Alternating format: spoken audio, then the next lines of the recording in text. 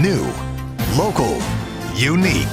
My TV 53 News at 8 starts right now. Hi, everybody. Welcome to My TV 53 News. I'm Austin Reed. Thank you for joining us. Connect with us on Facebook, Instagram, or YouTube at My TV 53. The biggest story that we've been covering now for days, obviously, and it's not just us, it's everybody, the Israel and Gaza situation. And it's not getting any better as we're starting a new week now. But joining us for some insight is Darius Assemi. He is the owner of Granville Homes in the Central Valley and also the owner of GV Wire. So Darius, first off, thank you so much for joining us, and we appreciate your time. Yeah, you're welcome, Austin. Now, you have been covering the situation through GV Wire. You recently did an interview on your show Unfiltered, which airs online. And I want to, but we'll get to that in just a bit. But how is it, how are you seeing this situation play out? Great question, Austin. So let me start by saying this. Every life is precious. Men, women, and children on the Israeli side and on the Palestinian side. But these skirmishes, these wars that have been going on for decades. We hear Hamas attacked Israel. Then Israel is going to attack back. Then Hezbollah from the Lebanon is going to attack at some point. Then, Israel is going to attack, Hezbollah in Lebanon. Every few years, we hear this. Sometimes it lasts a week, a few days. It's probably more frequently, we just don't hear about it because it's not a large-scale war to hit the news media, especially in the West. Although I should tell your viewers, Al Jazeera TV, if you have, it's online and you can get it off, and it's an app on Roku, has incredible coverage of this. It's Al Jazeera TV, and it may be just for the U.S. version or the English-speaking version, but they broadcast all over the world. So these wars or skirmishes have been going on for decades. So, and here's the issue that we raised on the podcast Unfiltered on GV Wire is nobody really cares about coming up with a permanent solution, which is really and the problem is the occupation of the Palestinians. Nobody cares about it, including us, United States, which we give almost $4 billion a year in military aid to Israel annually, right?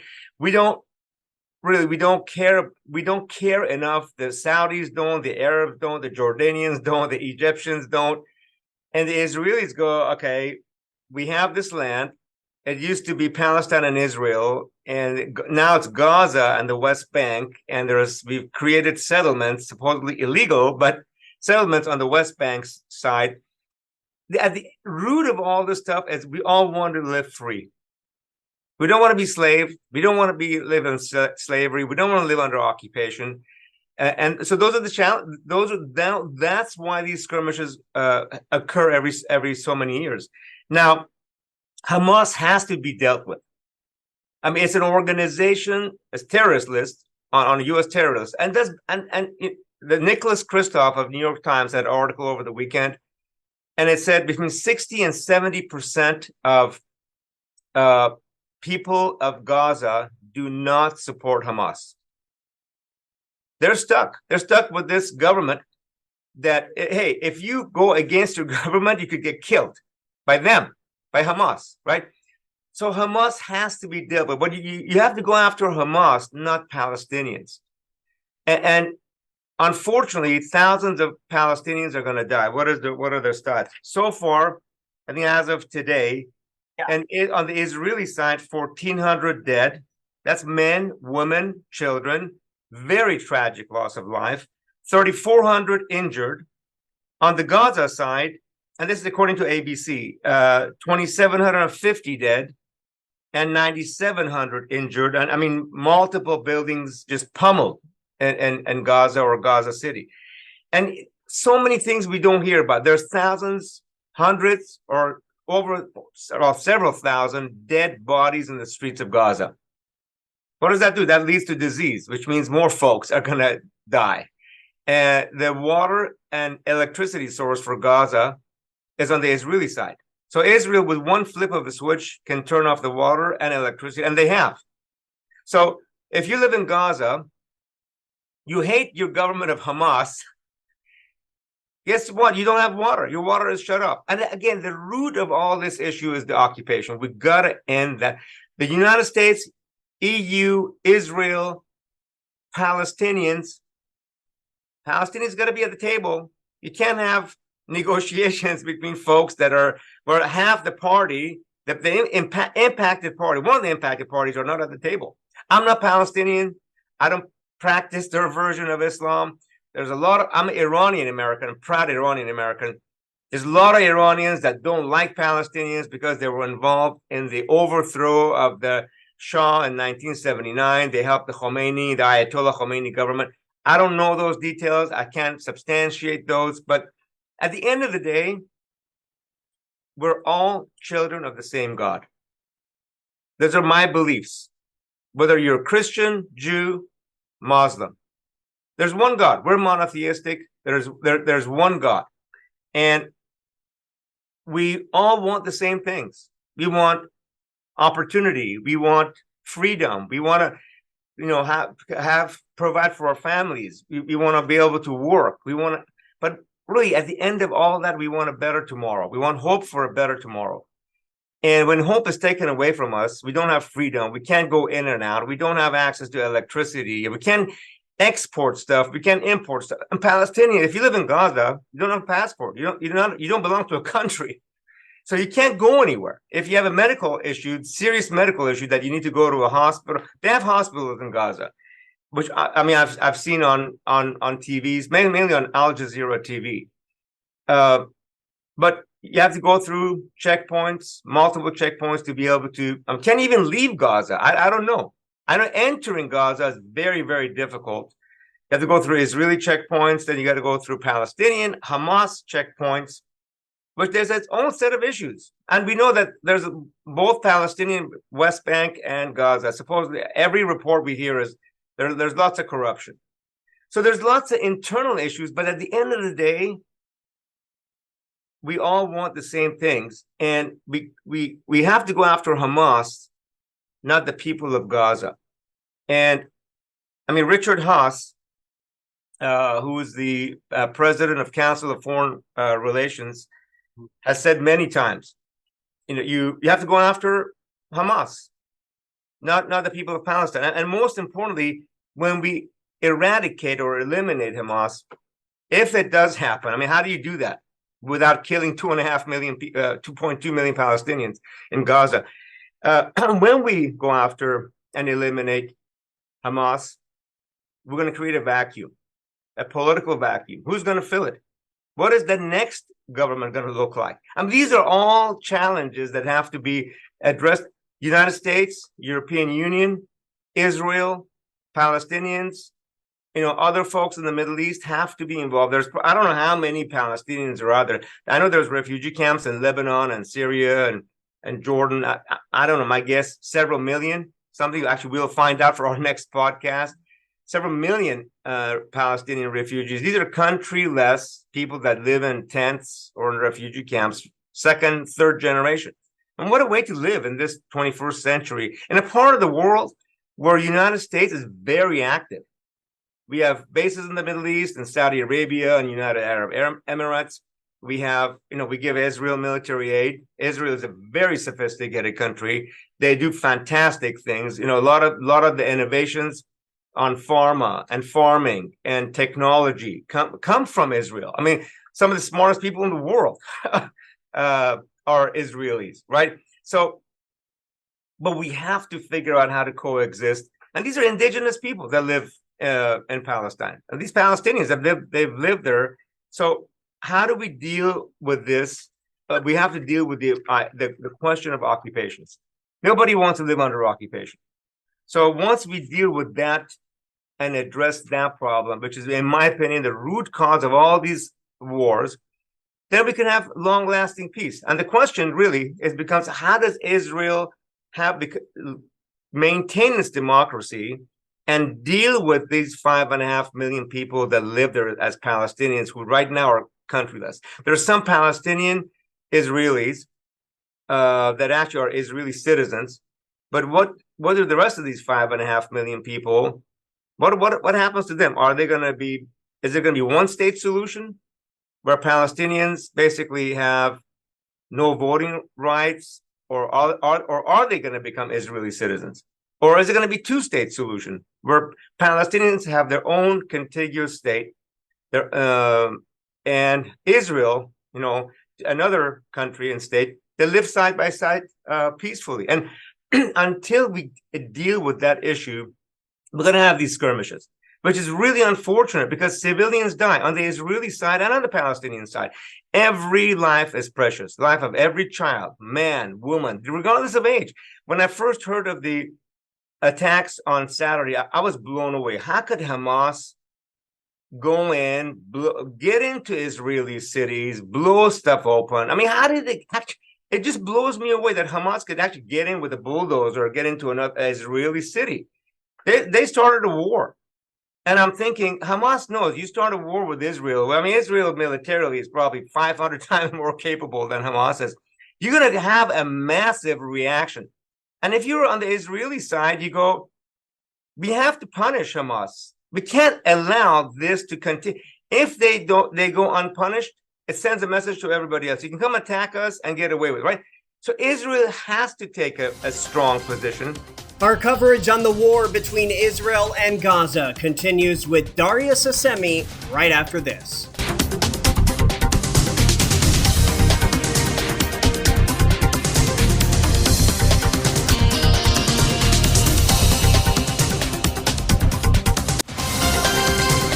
This is MyTV 53 News.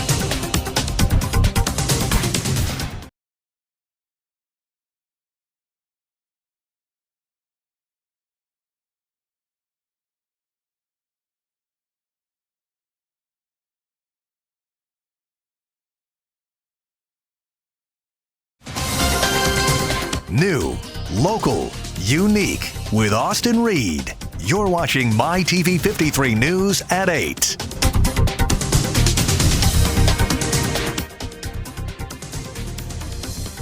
Well, Darius, as we are just starting this week, do you see any kind of resolution anytime soon, or is this just going to drag on?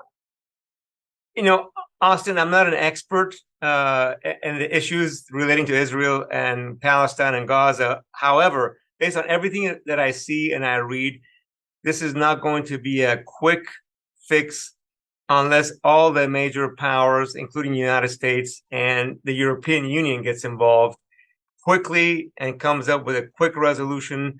There's a resolution on what's going to happen to the Palestinian people in Gaza.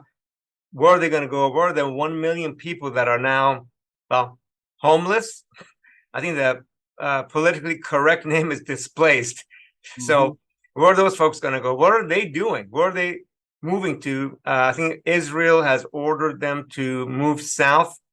Well, if you're Hamas, you're going to probably move with them, right? And you're going to probably change your clothing. You're not going to have military. I mean, I don't know. I'm making those assumptions, but it's complicated. And the solution is simple, but it's, again, it goes back to the root cause of the issue. But I don't see a quick resolution to this. Unfortunately, there's going to be suffering. One of my Jewish friends who visits Israel frequently told me last weekend, there's going to be lots of suffering, loss of civilian life on the Palestinian side before this is all over.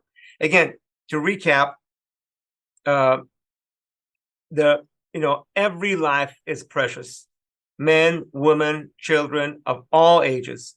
And we need to protect all of them, civilians. And, the attacks by Gaza is really unfortunate, unprovoked attacks. When I first heard that, I said, what is their end game? Because Israel can obliterate them, annihilate them. Unfortunately, a lot of civilians are going to die in the process. Civilians get killed, frequently. I don't have the stats or the data in front of me, but we need a safe, secure, peaceful Israel, and we need a safe, secure, peaceful Palestine for the Palestinian 5.5 million folks. What are we going to do with them? So until the root cause of the occupation is addressed with U.S. help, European Union help, Israeli help, and Palestinian help, this thing, unfortunately, I don't see a nice permanent solution. This is all going to be patchworks. We're going to get rid of Hamas. Israel will get rid of Hamas because we can't have these kind of missiles and killing and getting into Israeli cities and doing mass killings and hostage taking and loss of life. So Israel is going to pound them, but until we have a permanent solution about the occupation, Hamas is going to get replaced by somebody else. So we need that peaceful resolution. And I hope that folks will tune in to, as you said, GB Wire Unfiltered every Tuesday night at 6 p.m. We'll probably cover this issue again this Tuesday night. It's on gbwire.com and on Facebook, GB Wire. We are going to take one more quick break, but stay with us for the final part 3 of my one-on-one interview with Darius Assemi, next on this special edition of My TV 53 News.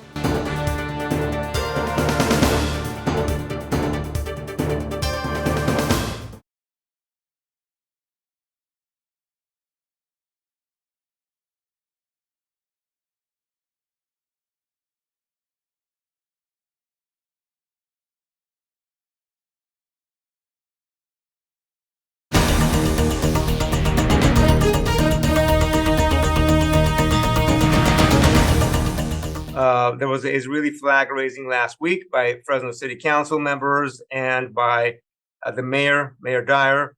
Lots of local there events. Was a lot of drama there. Yes, that's correct. That's correct. There was a few folks that protested the flag raising. There was a Peace Fresno was there. They said we protested. There was folks that were yelling things about the mayor. And then there was also folks that there was a Palestinian woman, American Palestinian, I'm assuming. We only had her first name that said, hey, but what about my people? What about, we raise the flag of Israel. So it's, we want to make sure we're fair and balanced, that we help educate at least the Fresno County audience on what are the issues. Because if we want to solve a problem, we have to understand issues from both sides. It can't be just a one-sided solution. Because, again, to get to a peaceful solution, a permanent solution that both parties can live with, we need both sides of the table, and we're going to do everything we can to showcase life from both sides. There's, by the way, lots of documentaries and movies now on Netflix and on Amazon Prime about this. I saw one yesterday. I saw it pop up on my screen. I think it was Netflix, about life of these two, 10-year-olds in Gaza. It's pretty. It's 10 years old, but it just popped up. So there's going to be a lot of movies, documentaries about what it takes to live in a place like that and in the general Middle East. So I hope that your viewers get a chance to check into those. Check into gbwire.com. We'll have a lot of coverage, daily coverage, both local reaction as things change and progress, and also international news and news from Israel and the Gaza Strip and the rest of that region that is unfortunately very volatile.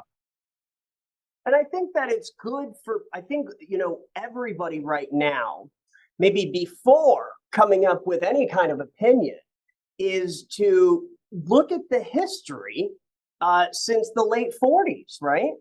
Late 40s, and really it goes back to the early 1904, 1905, 1915. And there is a documentary available on GB Wire that talks about the history, how the French and the British carved out that part of the world. It was called Palestine at the time. Palestine, Jordan. They carved out Jordan, Iraq, Palestine. They made promises to those folks. Their aim was to get rid of the Ottoman Empire. So it's like a 50-minute documentary. It's very fascinating. Talks about the history of that area and the skirmishes and the problems from going back then, even before 1945, 47 or 48 when Israel's independence was declared at the United Nations. We'll have to have you come back on in the coming months, okay? Thank you, Austin, and have a great night and peace, like we said. Peace to the world. All right, Darius. Thank you. All right. I'm Austin. You're watching My TV 53 News. We'll be back with more right after this.